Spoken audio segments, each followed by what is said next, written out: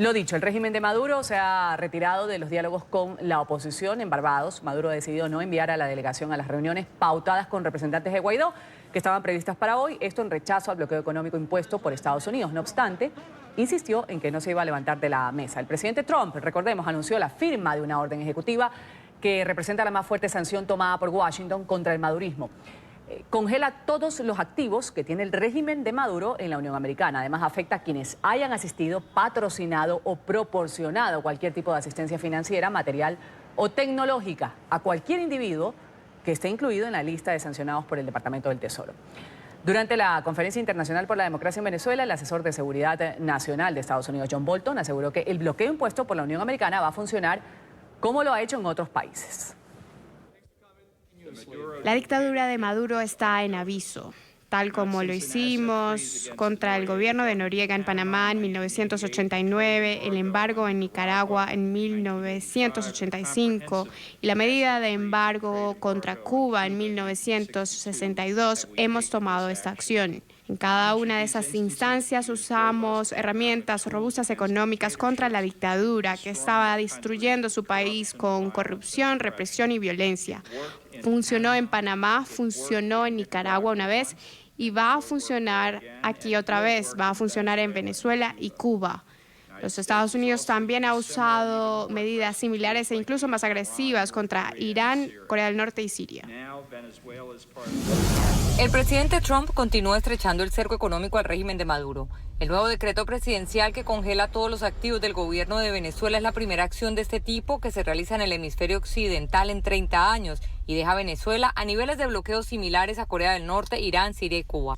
Lo que se está afectando con estas acciones es, digamos, directamente a lo que es el gobierno de Venezuela, no a las empresas privadas. De manera que el gobierno venezolano y todas sus dependencias oficiales, vamos a decir, el Economato de la Carlota, el Comisariato Naval, lo que es las Fuerzas Armadas Venezolanas, el IFA, a los que son venezolanos que conocen lo que es el IFA en Venezuela, y todo lo que son las instituciones oficiales, pues no van a poder comerciar con Estados Unidos en ninguna de sus formas. Entre otras razones, la orden ejecutiva de la Casa Blanca ha justificado su accionar debido a la continua usurpación del poder por parte de Maduro y los miembros de su régimen, además de los abusos contra los derechos humanos. Dichas sanciones han sido elevadas al punto que tendrán consecuencias para empresas extranjeras que realicen negocios con el gobierno venezolano y tengan cuentas bancarias en Estados Unidos. Las mismas hoy pudieran ser confiscadas. A mi modo de ver, las cosas van a ser de muy alto impacto, porque están básicamente atacando a las actividades que hace el régimen desde el punto de vista internacional, transacciones de dinero, compras de combustible, venta de productos, todo lo que tiene que ver con el oro que sale de Venezuela, los diamantes, el coltán, en fin. Yo creo que hay que irlas midiendo. El hecho de que esta medida ejecutiva tenga algunas excepciones hace que no sea considerada un embargo total. Estas son unas medidas bastante restrictivas que van directamente hacia el régimen, al régimen de gobierno, al crimen organizado dirigida. No es a personas del régimen, sino al régimen. Quiere decir esto que van a ser penalizadas todas las actividades que hagan las empresas estatales, excepto aquellas que están consideradas para el área de alimentos, para el área de medicina y para algunas empresas privadas nacionales que se han mantenido por mucho tiempo y que de alguna manera sobreviven en la destrucción total del aparato productivo nacional.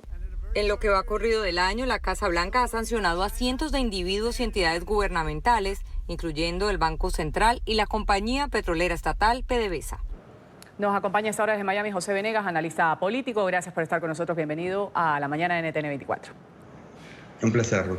Bueno, vamos a hacer unas pequeñas comparaciones. El embargo a Cuba, que fue impuesto inicialmente en la década de los 60, prohíbe entablar negociaciones y operaciones comerciales con la isla. El Congreso estadounidense defiende la vigencia de esta medida como una para obligar al gobierno cubano a que respete los derechos humanos, al régimen de los Castro. Bueno, ahora con Díaz.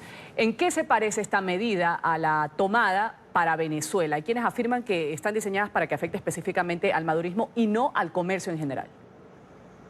Bueno, en general tienen que ver con esta expectativa de lograr que el régimen cambie a partir de sanciones económicas, que en el caso de Cuba hasta ahora no ha dado resultado, y que tenía como inspiración más que nada el hecho de que el gobierno cubano había expropiado, había confiscado bienes de empresas y personas de los Estados Unidos, y esto fue una medida que se hizo en represalia, en realidad, ese acto.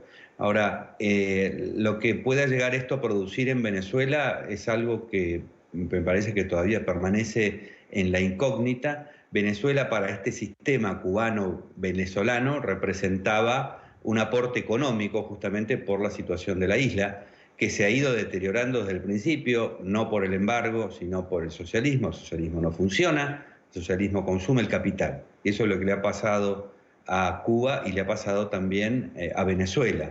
Ahora, las sanciones económicas tienden a, en este caso, a aislar el régimen. Por supuesto que le causan un daño. Yo creo que lo que le está faltando a esto es la convicción de que hay una última instancia que se sale de lo económico y puede llegar a pasar algún tipo de respuesta por la fuerza, dado que tanto Maduro como Díaz-Canel, los regímenes que representan, se mantienen en el uso de la fuerza y no tienen ningún problema en utilizarla cuando se ven mínimamente desafiados, aunque sea por manifestaciones de la oposición. Entonces, hay que ver si este tipo de estrategia conduce a un final. Recordemos que en el caso de Nicaragua o Panamá hubo otros elementos, como los contras en Nicaragua, y en Panamá finalmente la invasión norteamericana. Y hablemos... Y si bien... Sí. Yo me quiero detener un poco en estos efectos secundarios que podrían darse a partir de esto que ha sido anunciado por el gobierno del presidente Donald Trump. Efecto devastador sobre la economía de Venezuela. ¿Cuál es el impacto real sobre los ciudadanos que ya han salido a las calles y diciendo, pues si no hay muchas cosas en los supermercados, ahora va a haber menos? El impacto sobre la población es relativo en la medida que, como digo, la economía venezolana ya está destruida.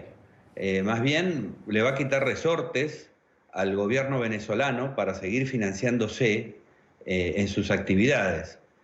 Por supuesto, algún efecto y algún daño va a ser inclusive colateral a los venezolanos de a pie, a los que no forman parte del régimen.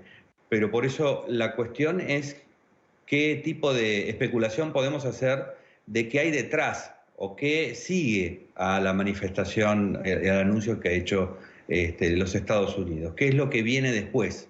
Me parece que eso es lo que determina si se está insistiendo en más de lo mismo o si realmente puede llegar a haber alguna cuestión que realmente convenza al gobierno venezolano de que le conviene irse realmente. Está por ver también pues cómo de estricto va a ser el gobierno de Trump a la hora de aplicar estas sanciones que han sido anunciadas contra las entidades extranjeras. La simple amenaza, dicen muchos analistas, de verse fuera del lucrativo mercado estadounidense podrían ser quizás suficientes para asustar a los posibles inversionistas. Tal vez. Hay otro elemento que es que la empresa Citgo, que ya estaba sujeta a medidas del gobierno norteamericano, estaba en peligro de ser tomada por un acreedor, que es una empresa minera que fue, perjudicada por una confiscación de la cual no recibió compensación. Esta medida puede impedir, además, que Citgo salga del control del gobierno del presidente Guaidó, que es esencial para que tenga recursos para poder desenvolverse. Vamos a agradecer a José Venegas, analista político, ha estado con nosotros aquí en la mañana de NTN 24. Gracias desde Miami. Un placer.